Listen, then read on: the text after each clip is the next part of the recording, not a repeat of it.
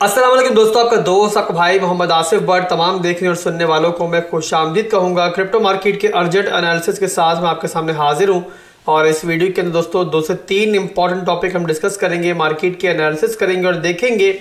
कि यहाँ से बिटकॉइन क्या मजीद डंप की तरफ जाएगा। जो रात में हमें क्रैश देखने को मिला उसका क्या रीज़न था और इसके बाद अब नेक्स्ट मूव यहाँ से क्या पॉसिबल है। इसके अलावा दोस्तों बाइनेंस के अबाउट एक बहुत बड़ी फट हमें देखने को मिली है आज और उसके बाद बीएनबी पर उसका डायरेक्ट असर पड़ा, बीएनबी उसके बाद क्रैश हुआ। ये सारी चीज़ें हम डिस्कस करेंगे तो वीडियो आपने पूरी देखनी है, कोई पार्ट इसका स्किप नहीं करना, अदरवाइज दोस्तों आप बहुत रिग्रेट करोगे बाद में आने वाले दिनों में। बहुत से आप लॉसेस से दो चार हो सकते हो अगर आपको मार्केट की प्रॉपर इंफॉर्मेशन नहीं होगी। वीडियो को फर्स्ट टाइम देख रहे हो, मेरे चैनल को फर्स्ट टाइम देख रहे हो तो पहला काम ये कर लो कि चैनल को सब्सक्राइब कर लो, साथ में बेल आइकन पर भी क्लिक कर लो ताकि नोटिफिकेशन मिस ना हो। वीडियो को लाइक कमेंट और शेयर करना भी मेरे भाइयों ने नहीं भूलना है।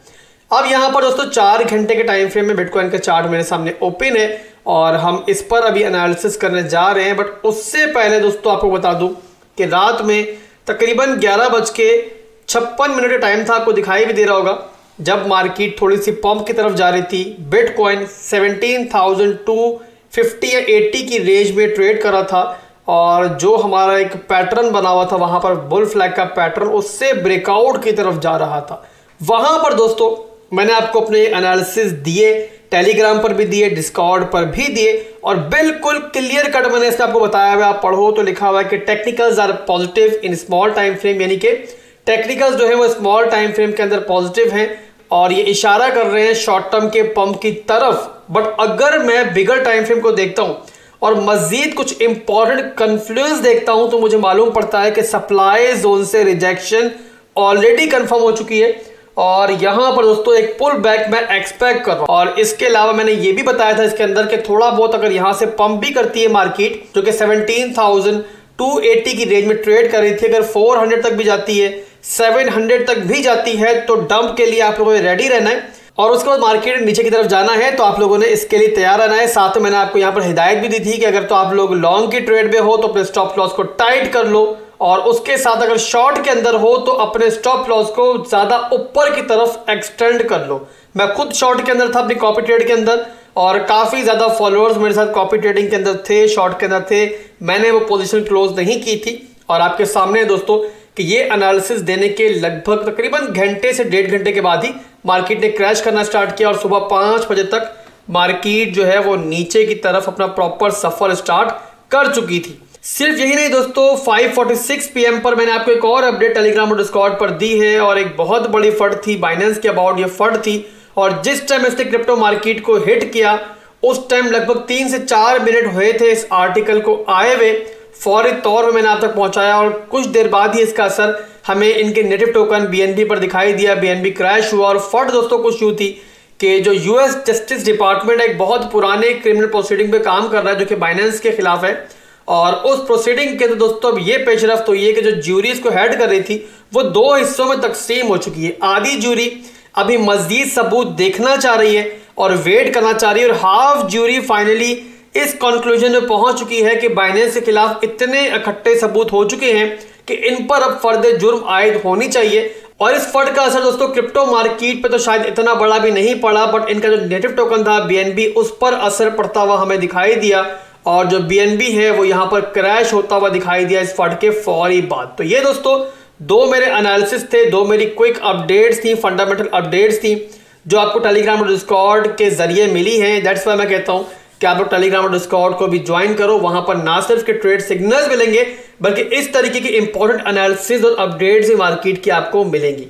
अब चलते दोस्तों दोबारा अपने चार्ट के ऊपर और जल्दी से मार्केट के एनालिसिस करते हैं कि इस टाइम क्या चल रहा है क्रिप्टो मार्केट के अंदर। अब यहाँ पर जो एनालिसिस करने जा रहा हूं दोस्तों, बड़े गौर से मेरी बात सुननी है, आपने कोई काम करो तो छोड़ के बैठो ताकि प्रॉपर तरीके से आपको मेरी बात समझ में आया मैं क्या समझाना चाह रहा हूँ आपको। जब बिटकॉइन ने दोस्तों यहाँ पर डंप के बाद दोबारा से रिकवरी स्टार्ट की थी तो यहाँ पर 2 रेजिस्टेंस एरियाज के सामने थे, काफी हार्ड एरियाज थे। एक था इसके सामने ये ट्रेंड लाइन का एरिया, सेकंड था इसके पास ये एमएसबी का एरिया। अब यहाँ पर दोस्तों बिटकॉइन ने काफी अग्रेसिवली सिंगल कैंडल के अंदर इन दोनों एरियाज को ब्रेक किया। पहले यहाँ पर ट्रेंड लाइन को ब्रेक किया, उसके बाद जो MSB एरिया था उससे भी ब्रेक किया और फाइनली पहुंचा अपने सप्लाई जोन के ऊपर, जहां से इसने फिर रिजेक्शन ली है। अब टेक्निकली दोस्तों जब भी MSB होता है उसके बाद एक स्विंग लो पॉइंट हमें मिलता है, और अगर मार्केट उसको पंप भी कर जाती है, दोबारा से अपने MSB जोन को ब्रेक भी कर जाती है, तब भी हमें ट्रेंड चेंज होने की कंफर्मेशन नहीं मिलती। इसका मतलब कि जो डाउन ट्रेंड हमारा स्टार्ट हुआ है यहां पर दोबारा अपवर्ड में नहीं चेंज हुआ।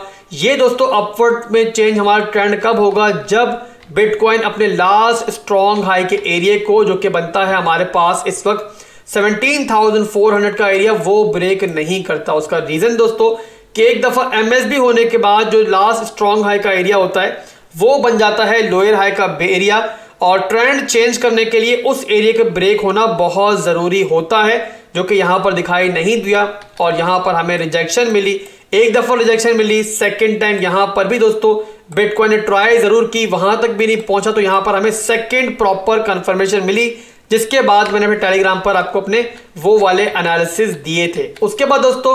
एक डीप पुल बैक मैं क्यों एक्सपेक्ट कर रहा था, उसका रीजन भी आपको बता दूं कि अभी तक देखो